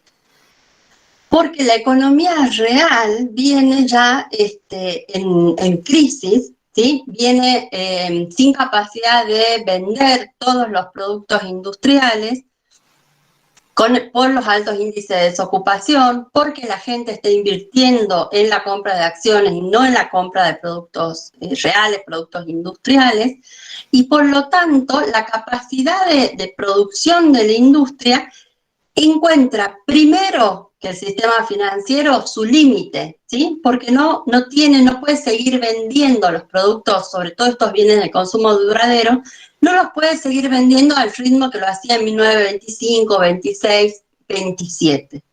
A partir de la segunda mitad de 1927 y 1928, la industria norteamericana empieza a retraerse porque no tiene compradores que sustenten la compra, digamos, de los productos industriales, ¿sí? Entonces ahí se da el primer quiebre, que es los procesos estos que nosotros presentamos para la crisis anterior de sobreproducción. Hay muchos productos industriales que no tienen los compradores, digamos, la misma demanda, es decir, no tiene una demanda que sostenga ese crecimiento, y por lo tanto esos productos industriales que están ahí sin mercado empiezan a caer sus precios en el mercado, ¿sí? Cuando yo tengo un montón de autos ahí y no tengo compradores, no puede subir el precio del auto, no se puede sostener en ese nivel y empieza a caer el precio. El tema es que el precio de los productos no puede caer, porque tiene un costo de producción y una ganancia que asegurar a los empresarios, ¿sí? Entonces, la primera crisis, digamos, o señal de la crisis, empieza en la economía real, ¿sí? Las empresas encuentran que tienen una capacidad de producción que no tiene mercado, no tiene compradores, ¿sí? Por lo tanto, el precio de los productos industriales baja y eso va a generar un fuerte cimbronazo en el sistema financiero y una crisis de confiabilidad. Eso está bien explicado en Barbero, ¿sí? Porque el trabajador medio, la familia ahorrista, la familia que pide un préstamo y compra acciones, no está atenta al funcionamiento de la economía real, del mercado financiero, tiene acciones y tiene una ganancia ahí inmediata, participa de esa fiebre, de esa especulación. Los grandes accionistas, ¿sí? Los grandes grupos económicos, los grandes capitales, sí están atentos a todo el funcionamiento de la economía y cuando ven que los productos industriales empiezan a no tener compradores y a caer sus precios, hay una crisis de confiabilidad en el sistema. Y por lo tanto, a ver, uno es un gran capitalista, Perdón, tiene se está cortando mucho la voz. Ah, no sé. Por ahí capaz ¿Cómo? actualizar la página. A ver, el resto, ¿cómo me escucha? ¿Puedo Yo escucho salir? bien, Le no escucho se ve de vez en perfecto. cuando. Hola Bueno, ahora Mercedes. hablaron todos juntos y yo no escuché. Hola Mercedes. Sí. En mi caso escucho perfecto. Debe ser un Bueno, problema Bueno, local. soy yo, listo. bueno. Sí, a veces pasa así. Bueno, yo por las dudas ahí puse el cable de la internet para mejorar, a ver si todos escuchan bien. ¿Qué les decía? Que si uno es un gran capitalista, entonces que está participando, por supuesto, de esta especulación financiera, porque ahí es donde está obteniendo ganancias inmediatas, rápidas, casi sin riesgo. Cuando la economía real empieza a entrar en recesión, ¿sí? A tener productos industriales sin mercados, a bajar el precio de los productos industriales, esos grandes inversionistas van a dejar de comprar acciones, ¿sí? Porque yo no voy a comprar acciones de una empresa que está empezando a dar pérdida, de una empresa que está empezando a encontrar que no hay compradores para sus productos y entonces van a empezar a retirarse del mercado financiero y eso implica no comprar más acciones o vender las que ya se tienen, justamente especulando que van a empezar a caer las acciones, ¿sí? Porque si yo tengo productos sin salida, sin compradores, con el precio en baja, lo más probable es que esas acciones también vayan en baja, ¿sí? Eso va a producir, digamos, una falta de confianza entonces de los grandes capitales en el sistema financiero, van a retirarse, van a dejar de comprar cuando hay menos presión sobre las acciones no suben de precio, o bien van a empezar a poner las acciones en venta, ¿sí? Es decir, también en el sistema financiero va a haber mucha oferta de acciones y compradores, sobre todo estos grandes compradores que ya no quieren justamente seguir comprando esas acciones, ¿sí? Eso va a llevar a que el proceso especulativo se detenga, esa burbuja estalle en octubre de 1929 y va a quebrar la Bolsa de Valores de Nueva York. Como decía al principio, preguntaba Nahum, ¿qué es esto de la Bolsa de Valores de Nueva York y por qué ese efecto? Cada economía nacional tiene en general una bolsa de valores insigne. La economía norteamericana es la bolsa de Nueva York, o la de París, o la de Tokio, o el llamado Merval acá el mercado de valores de Buenos Aires, en el cual se cotizan entonces las acciones de esas economías nacionales. La de Nueva York es la bolsa de valores, digamos, más importante, la central, la principal de la economía norteamericana, ¿sí? Por lo tanto, cuando se produce este llamado jueves negro, en el que salen a la venta miles de acciones, como los días previos y como toda la década del 20, y lo que pasa es que no tienen compradores. Entonces, acciones que un día salían 20 pesos, ese día del crack de la bolsa, no valen nada, porque no tienen compradores, ¿sí? No hay mercado. Es como que yo abra mi negocio y no venga nadie me compre nada, ¿sí? ¿Y eso qué va a producir? La quiebra de la bolsa, la quiebra de miles de empresas, pero también de estos pequeños y medianos ahorristas que han invertido ahí en la compra de acciones, han visto crecer el valor de las acciones, pero en un momento esa especulación, ese dinero que es acciones, que no es economía real, ¿sí? No es que yo fui comprando pares de zapatos y de pronto tengo 6.000 cajas de pares de zapatos, y bueno, y los puedo vender más barato, puedo esperar, venderlos el mes que viene, el año que viene. No, lo que tengo son acciones en un mercado que ha ido creciendo en base a la especulación financiera. Y así como crece el valor, también se deprecia, ¿sí? Y entonces en ese llamado jueves negro, creo que es el 24 de octubre o el 29 de octubre de 1929, esas acciones ya no tienen valor porque no hay compradores, no pueden insertarse nuevamente en el mercado de valores. Y entonces eso lleva a la quiebra de empresas, a la quiebra de estos, por supuesto, pequeños, medianos ahorristas que tenían todo su ahorro y sobre todo créditos, ¿sí?, invertidos en esas acciones. Con el crecimiento de las acciones pagaban el crédito, pagaban el interés y tenían una ganancia propia.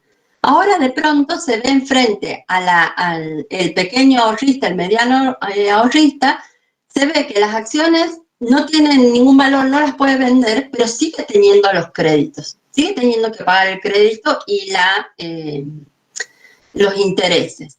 De la misma manera, las empresas también, al no poder seguir, digamos, movilizando sus acciones en la bolsa, va a llevar a la quiebra de miles de empresas en el sistema industrial norteamericano. Esa situación va a trasladarse directamente al sistema bancario, ¿sí? ¿Por qué? Porque son los bancos los que no pueden recuperar todos esos préstamos que habían realizado, que no fue a la economía real, sino que fue a la bolsa de valores. Cuando le estalla, digamos, el crack en la bolsa, los bancos se ven directamente e inmediatamente afectados porque no pueden recuperar esos créditos que habían invertido. ¿Por qué? Porque las empresas quiebran, los medianos ahorristas no pueden seguir pagando las cuotas y por lo tanto se descalabra todo ese sistema que había estado asentado en la especulación financiera, ¿sí? Pero no sé si se entiende, si logran ver como la concatenación de la explicación entre la economía real y la bolsa de valores. La bolsa de valores no explica por sí misma, ¿sí? Si yo explico esta filmina de especulación financiera, no explico la crisis, ¿sí? Porque tengo que explicar el funcionamiento de la economía real, el crecimiento de la década del 20, la retracción que empieza a sufrir la propia industria en la segunda mitad de 1927 y 1928, en la cual la economía norteamericana empieza a resentirse la economía real, hay una crisis de sobreproducción, caen los precios industriales, y mientras tanto el gobierno norteamericano, la reserva, digamos, norteamericana, empieza a restringir los créditos que estaba brindando a Europa y a otros países del mundo, ¿sí? Empieza a no prestar más o a hacer el recupero, es decir, a exigir el pago de las cuotas de estos préstamos que tenía invertidos a lo largo particularmente de Europa, pero de todo el mundo, ¿sí? En base, como había esta especulación financiera, lo que había hecho era independizarse y generar esta burbuja en relación a la economía real, esa crisis en la economía real se traslada y estalla en el mundo financiero. ¿Se entiende? No es que estalla la bolsa de valores no sé, porque sí, porque, no sé, esto, que cae un meteorito y estalla la bolsa de valores de Nueva York. No, estalla porque no tiene, al haberse independencia, no tener sustento en la economía real. Cuando la economía real entra en crisis, la bolsa de valores, que era un crecimiento absolutamente artificial, no tiene ya de dónde seguirse sosteniendo, ¿sí? Cuando la crisis de la bolsa se traslada al sistema bancario, ¿sí? en una forma circular, si queremos de explicar, esa crisis en el sistema bancario revierte directamente de nuevo sobre la industria y la agricultura, ¿sí? Fíjense, toda esta gente que ha quedado endeudada, las empresas que quiebran, cuando quiebran las empresas, generan además más mano de obra desocupada que no tiene salario y que no va a ir a consumir esos productos industriales que están ahí sin mercado, ¿sí? Entonces ahí la crisis se hace sistémica, abarca a la industria, a la agricultura, al sistema bancario, pero además producto de la dependencia de las economías, particularmente las economías europeas, de los créditos de Estados Unidos. La crisis ya en 1930 se hace mundial, ¿sí? Porque Estados Unidos no tiene más capitales para prestar, empieza todo un proceso de recuperación ya desde 1928, ¿sí? Eso recuerden, la economía alemana entra en crisis ya en 1928, ¿sí? Justamente porque no puede recibir más créditos de Estados Unidos, y se agudiza desde 1930, como decía ahí, desde el verano de 1930, en la que, producto de esta crisis general de Estados Unidos, es al tener todas las otras economías dependiendo de la economía norteamericana y de los préstamos, la crisis económica se mundializa, ¿sí? ¿Se entiende entonces que la explicación es más compleja al solo funcionamiento de lo financiero, ¿sí? Hay que explicar todo el encadenamiento en la década del 20 de cómo funciona la agricultura, la industria, el capital bancario y la bolsa, para cuando lleguemos a explicar 1929, no nos quedemos con explicaciones, no sé, como que se explican a sí mismos, ¿sí? Que yo digo, bueno, la bolsa es una bolsa, ¿sí? No puedo hacer ese tipo de explicación. Tengo que decir, bueno, hay una crisis de la bolsa, ¿sí? Hay un crack financiero en el jueves negro, y en general pueden explicar lo que pasa después, pero no pueden explicar por qué se produce, ¿sí? Queda claro por qué se produce, tienen más elementos, obviamente con Barbero, como les digo, con esta cuestión más teórica, van y miren, no tienen que aprenderse las cifras, nadie les va a preguntar a las cifras, los valores de las acciones ni los porcentajes, pero sí miren los gráficos y los cuadros de Barbero, porque ahí van a tener una dimensión real de estas desacoples, digamos, entre la economía real y el sistema financiero, el proceso de especulación financiera, el crecimiento de las acciones y la retracción de la economía real desde 1927. ¿Sí? Hasta acá, dudas, preguntas. Profe, buenas tardes. Sin duda, sí. Sí, ¿quién pregunta? Sí, yo, profe, buenas tardes. Quería preguntar sobre, viste que ellos venían, como usted explica, el proceso de hacer préstamos a las empresas, a la clase empresarial, digamos. Cuando después ellos entran, ¿cuándo es que entran a prestar al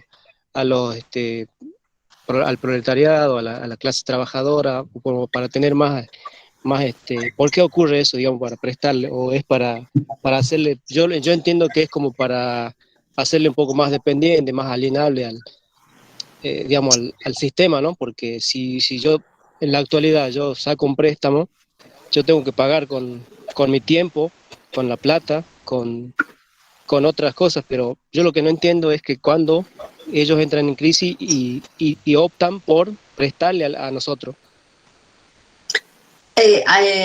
No, a ver, el sistema de crédito, este sistema de créditos baratos, fácil de pagar, con bajos intereses, se da a lo largo de toda la década del 20, ¿sí? Y sobre todo quienes acceden a esos préstamos son trabajadores asalariados, con buenos salarios. El fordismo, recuerden, no tiene salarios sumamente depreciados, tiene salarios sostenibles justamente para que puedan acceder a esos bienes de consumo que está ofreciendo la propia industria de bienes de consumo duradero, ¿sí? Entonces los trabajadores asalariados pueden acceder con mínimos, como les digo, mínimos requisitos, tasas de interés bajas, a estos créditos para comprar un automóvil, o para comprar una heladera, o para pagar el consumo, digamos, de estos bienes duraderos, ¿sí? Pero como es una industria, la de bienes duraderos sobre todo, en crecimiento, cuando yo tengo una industria en crecimiento, una producción en masa, uno de los elementos de esa producción en masa es que el precio final de esos productos también cae, también se abarata, ¿sí? Entonces, en la década del 20, el trabajador asalariado puede acceder a la vivienda, puede acceder al automóvil y puede acceder a estos bienes de consumo duraderos, ¿sí? El problema está en que estos sectores asalariados o los sectores de clases medias, cuando digo clase media digo sectores profesionales, maestros, empleados de comercio, empleados del Estado, profesores de nivel medio, de nivel universitario, ¿sí? Todos los que no tienen los medios de producción en sus manos, pero que no serían el sector más de clases trabajadoras del sector industrial, serían sectores más acomodados. Todos esos sectores empiezan a ver que hay una posibilidad en el mercado financiero de obtener mayores ganancias sin pasar por una mayor explotación. ¿Se entiende? No es que si yo como trabajador, en vez de 10 horas por día, o tengo un trabajo de 8 horas y a su vez trabajo 4 más en un emprendimiento familiar o en un negocio o en otro trabajo, si me super exploto, bueno, por ahí voy a tener mayor capacidad de compra. Pero acá lo que se ve con el crecimiento de la especulación financiera es que los propios trabajadores o clases medias pueden tomar estos préstamos del sistema bancario y comprar acciones. El propio crecimiento de la acción, entonces, genera que con ese crecimiento el trabajador va a pagar la cuota del crédito y el interés, y le va a quedar una ganancia, ¿sí? Es decir, no pasa que en este momento de especulación financiera por una nueva explotación o una agudización de la explotación de los trabajadores, sino por el uso de los trabajadores de ese sistema financiero, ¿sí? Que incluso a veces van y piden préstamos al sistema bancario, a veces sus propios ahorros, ¿sí? Los utilizan para, en vez de ahorrar y, no sé, pensar en la compra de algún producto, en las vacaciones, por ejemplo, los sectores de clases medias, lo que hacen es comprar acciones, porque la acción le da una ganancia inmediata y una ganancia además sin mayor inversión ni de tiempo, ni de esfuerzo, ni de explotación, ¿sí? Por eso es tan irreal este crecimiento, ¿sí? Por eso decimos, bueno, es un crecimiento, una especulación que es en gran medida artificial, porque no hace a la economía real ni al funcionamiento de la economía real, ni en la capacidad industrial, ni en los sectores asalariados. Los sectores asalariados no ven crecer su salario, ¿sí? Ven crecer sí sus ganancias por esta especulación en el sistema financiero, pero su salario sigue igual. Entonces, cuando caiga la bolsa de valores, el trabajador, ¿qué va a tener? Solo su salario, en el mejor de los casos, en el caso que conserve su trabajo, va a tener su salario y va a tener que pagar el préstamo y el interés con su salario, ¿sí? Muchos de esos trabajadores además van a perder su empleo porque las fábricas en las que trabajaban van a entrar en quiebra producto de esta misma caída de la bolsa de valores. Entonces van a quedar con un crédito que no lo van a poder pagar y sin salario. Los bancos, mientras tanto, no van a poder recuperar ni los créditos ni los intereses y también van a ir a la quiebra, ¿sí? Y eso va a llevar también a una gran centralización después de los bancos, que el gobierno norteamericano va a ayudar, digamos, a grupos bancarios que se van a centralizar, se van a concentrar, y miles de bancos también van a entrar en la quiebra y van a desaparecer, ¿sí? van a ser absorbidos por otros bancos más importantes o van a entrar en quiebra y en esos procesos de quiebra y de litigio que pueden llevar años en la justicia. ¿Sí? ¿Se entiende esto? Entonces, por eso se despega de la economía real tanto en la producción como en el consumo, en la demanda, en los salarios, ¿sí? Por eso es esta idea de una especulación financiera y de una burbuja que crece sin sustento en la economía real, ¿sí? ¿Cómo se sale decíamos, la crisis se expande a todo el mundo, producto de la dependencia de los otros países del préstamo norteamericano. Y ustedes tienen en Barbero medidas, y que después las vamos a seguir trabajando, propias de Estados Unidos, de la economía, digamos, norteamericana y del gobierno norteamericano, que es como el epicentro de la crisis, y después medidas en otros países europeos. Nosotros vimos cómo las medidas que toma, sobre todo desde el 33 y después del 36, el nazismo para la recuperación de la crisis, son muy exitosas en lo económico y que llevan al reforzamiento de la vía autoritaria, ¿sí? Otros países van a tomar otras medidas para, también dependiendo, América Latina tomará algunas medidas también dentro de un capitalismo dependiente. En el práctico tienen el caso argentino para aproximarnos. Y en Barbero también tienen la situación de la economía soviética, ¿sí? Economía soviética que no sufre la crisis porque, a grosso modo, no está dentro del sistema capitalista mundial, ¿sí? Sino que tiene una economía diferente ya desde 1917, por lo tanto no va a sufrir el embate de esta ola de crisis del capitalismo, ¿sí?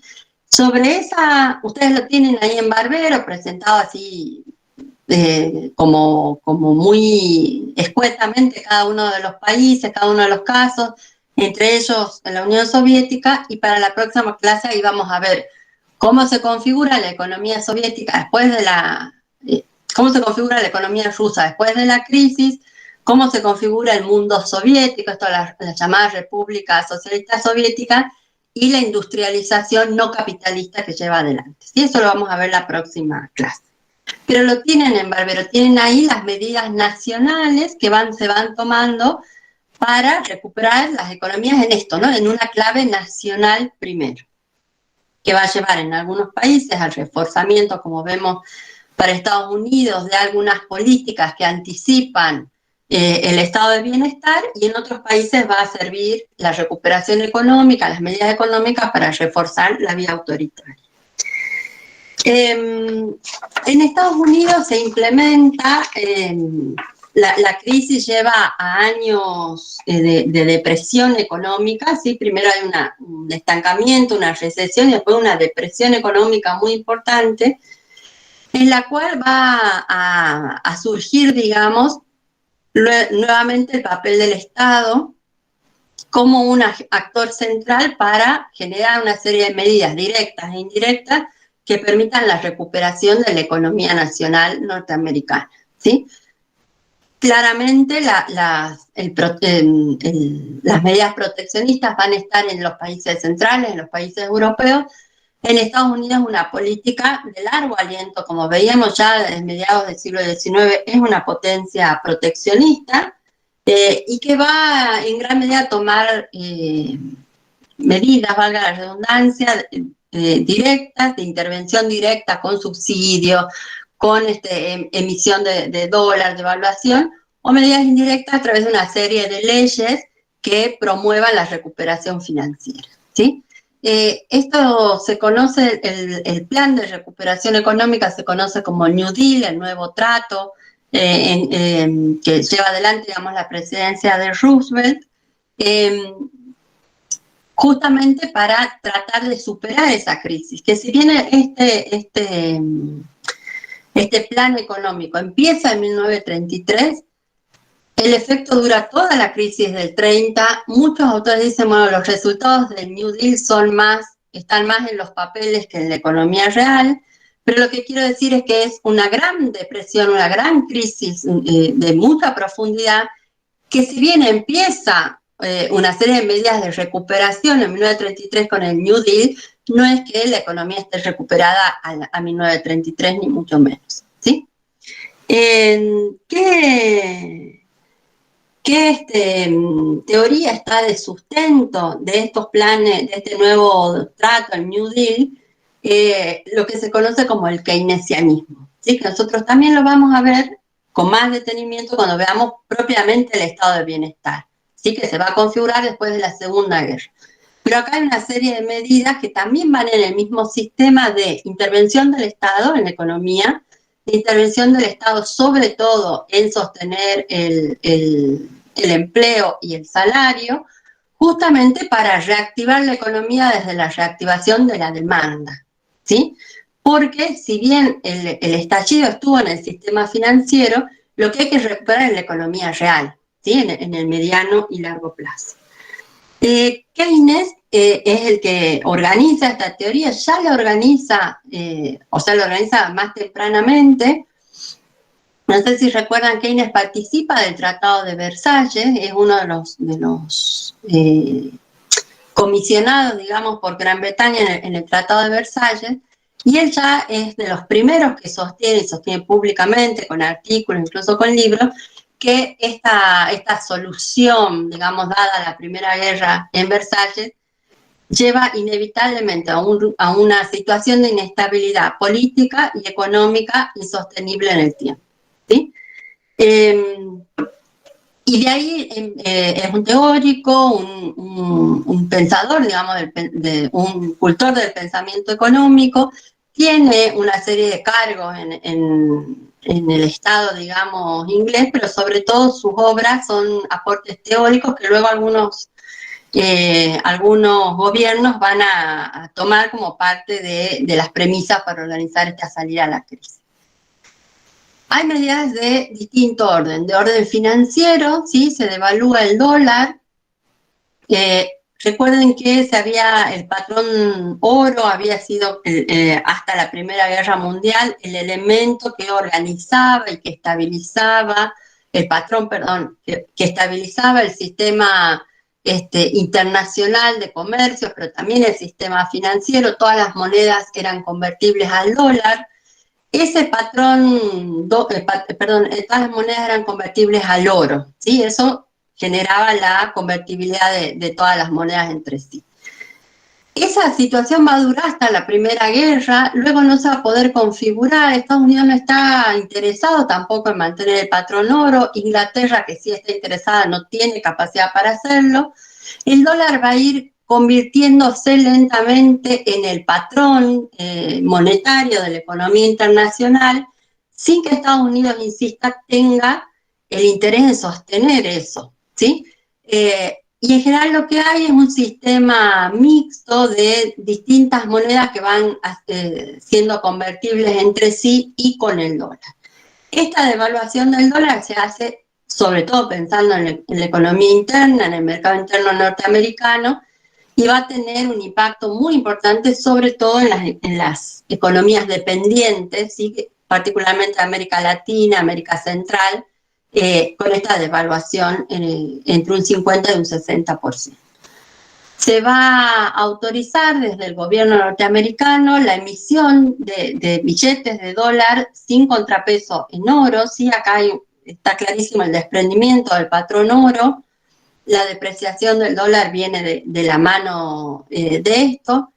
Se va a prohibir, fíjense que son medidas pensadas bien en torno a los porqués de la crisis, a las causas, digamos, directas de la crisis en el orden financiero, ¿no?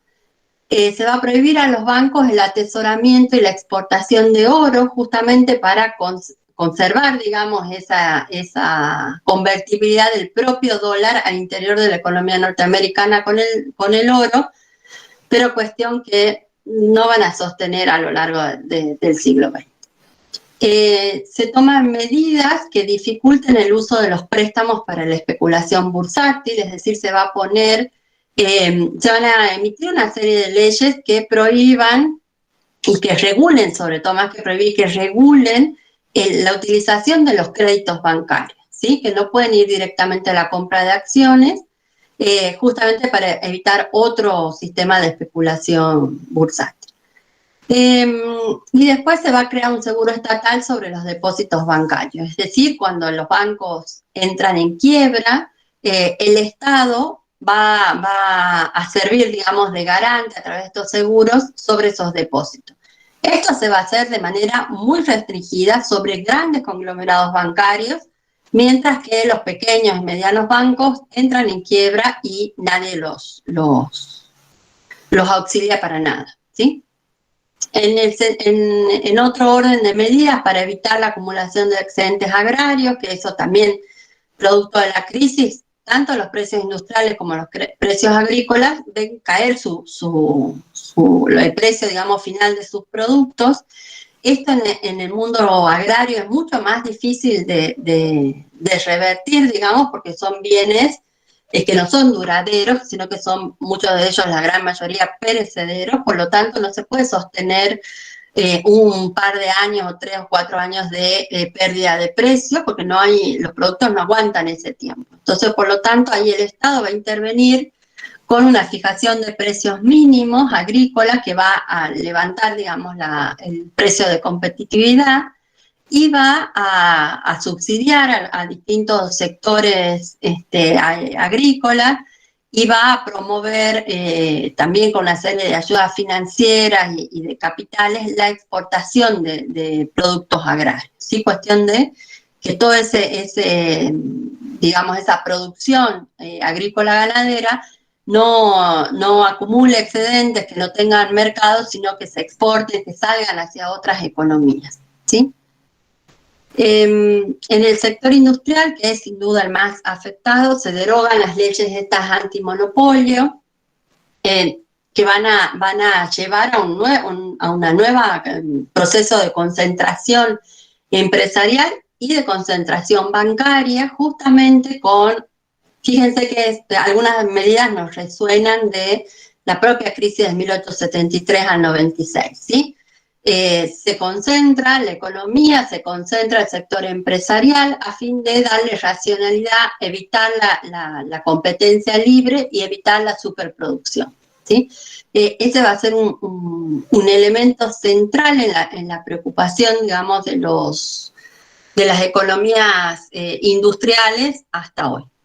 Se van a establecer mecanismos que eviten la competencia desleal, se promueven las leyes antidumping, es decir, que no se puede hacer esto de vender a precios altos en el mercado interno para vender a precios bajos en el mercado externo, o que puedan vender las grandes empresas por debajo del costo de producción. Eso se va a regular con leyes que promuevan, digamos, una competencia regulada, y sobre todo con leyes que establezcan las mismas normas para todos. Y después una serie de leyes en torno al trabajo, porque lo que hay, como les decía, dentro de la teoría keynesiana, lo que hay que regular y sostener es el empleo, ¿sí? El empleo como base, digamos, de la recuperación de la demanda, de la capacidad de consumo de la economía, y por lo tanto de reactivación en sentido indirecto de la propia economía industrial, ¿sí? Entonces se van a establecer, el propio Estado va a ser un gran generador de trabajo a través de la obra pública, va a incorporar muchos trabajadores que estaban desocupados, a través de, como digo, de empleo estatal en obra pública en algunos sectores.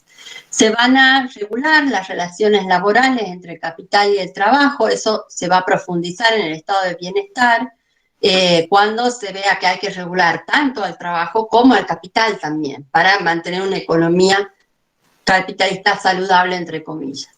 Y se van a empezar a generar leyes de seguridad social, sobre todo para promover el consumo, por un lado para promover el consumo de los trabajadores asalariados, ¿sí? de algunos beneficios, digamos, del bienestar, y por otro, muy importante esa transformación, de generar seguros de desempleo, ¿sí? que sostengan justamente a los trabajadores con no es el salario, pero sí un aporte estatal que les permita hacer ese tránsito entre un trabajo y el próximo, ¿se entiende? Que mantengan beneficios sociales durante esos periodos de desempleo y que de esa manera se regule, por un lado, otorgando trabajo estatal, que mermen los índices de desempleo, y por otro, que los sectores desempleados tengan algún tipo de ingreso que les permita mantenerse al interior del mercado, ¿sí? Esto, como les decía, el estado de bienestar y recuperando estas primeras políticas de bienestar, lo vamos a trabajar en el próximo bloque en noviembre, cuando trabajemos estado de bienestar, ese nuevo periodo de crecimiento económico que sustenta, digamos, el propio estado de bienestar, las propias políticas de bienestar, y la crisis de 1970, ¿sí? Sí, Miguel. No, quería que me aclares. ¿La devaluación del dólar fue contra el patrón oro o contra otras monedas? No, lo que hace la economía norteamericana es desprenderse del patrón dólar, del patrón oro. ¿Sí? El patrón oro lo que hacía era que todas las monedas tienen que ser convertibles a tus reservas. Las reservas que había en tus bancos centrales o en la llamada Reserva Federal de Estados Unidos, vos tenías que tener una cantidad de emisión de billetes que estuviera respaldada por esa cantidad de oro que vos tenías en tu Reserva Federal o en tu banco central, ¿sí? Lo que hace la economía norteamericana es un doble proceso. Emite sin respaldo, ¿sí? Emite billetes que no tienen respaldo en las reservas de oro, y por otro lado devalúa el precio de la moneda, digamos, el valor de la moneda, para hacerla más competitiva, ¿sí? Para que esos sectores sean más competitivos en el mercado interno, pero sobre todo en el mercado de exportación, ¿sí?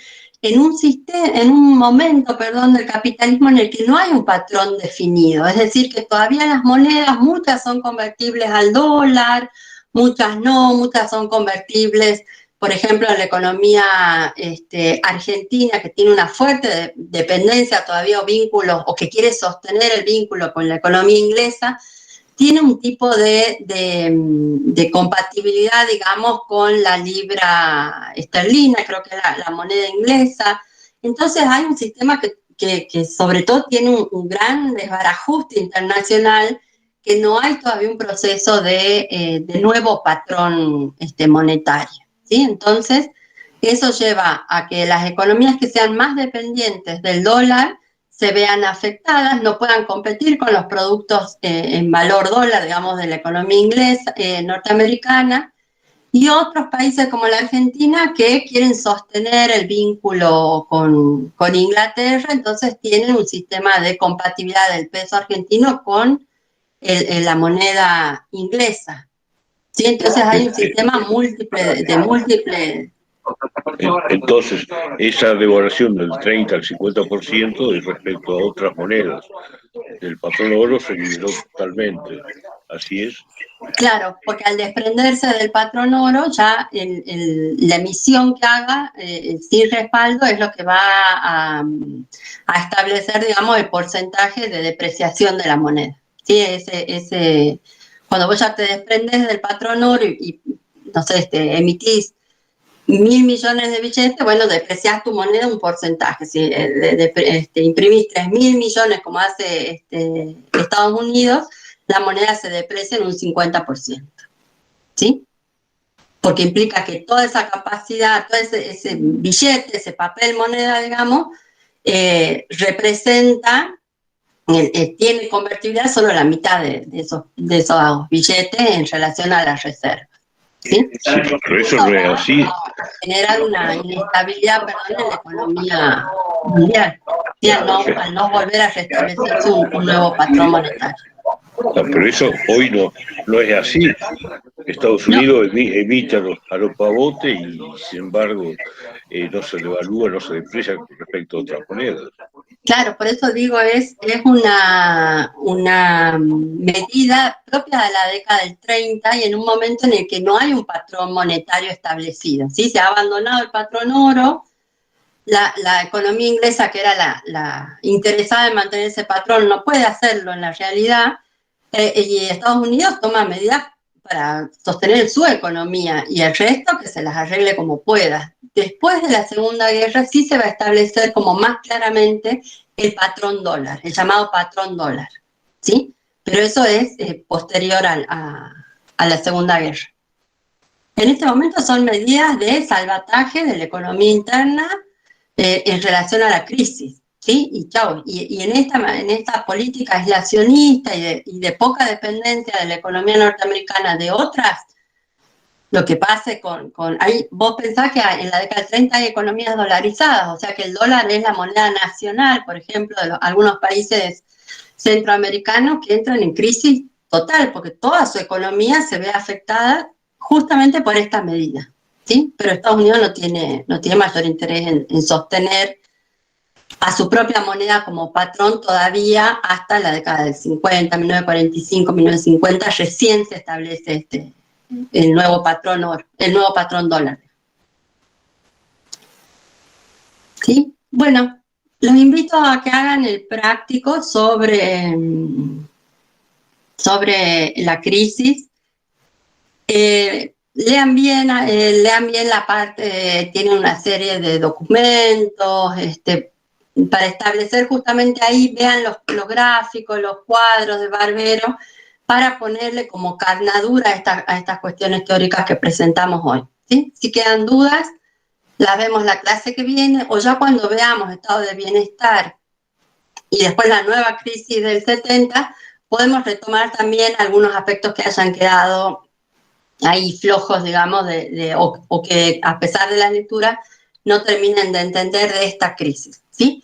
Es un tema complejo, sí, las crisis económicas son un tema muy, muy complejo, y sobre todo porque hemos tendido a estudiarlas en base a un único factor, ¿sí? A explicar la crisis por este factor, por el otro, y lo que vemos es que hay una complejidad propia del funcionamiento de la economía capitalista, y esa misma complejidad es la que hay que explicar con la crisis, ¿sí? No es que un solo factor desestabilice como en el dominó, yo tiro la primera fichita y se caen todas, sino que hay una serie de desequilibrios en la economía real, en el sistema bancario, en la especulación financiera, en el mundo del trabajo y del empleo, que todas están plenas de contradicciones, algunas entran en recesión primero, esas afectan a otro sector, ese sector afecta a la industria afecta el trabajo, ¿sí? Es complejo. Lo que es importante es no desprender ningún factor como único, ¿sí? No explicar la crisis solo por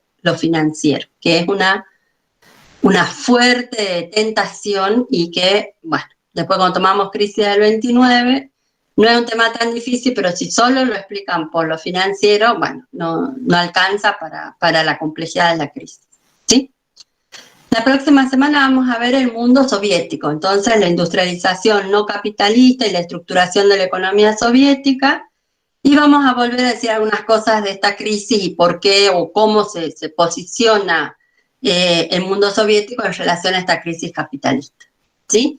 Tienen los textos, el texto mismo de Fontana que vimos para la parte política, también tiene el desarrollo de la parte económica y las fichas de cátedra sobre las mujeres en la Revolución Rusa y sobre el papel de la huelga, sobre todo en Rosa Luxemburgo, para trabajar, ¿sí? Entre la semana que viene y la próxima. ¿Sí? Bueno, hasta acá llegamos entonces. Nos vemos mañana con mi comisión y el próximo martes con todos, ¿sí?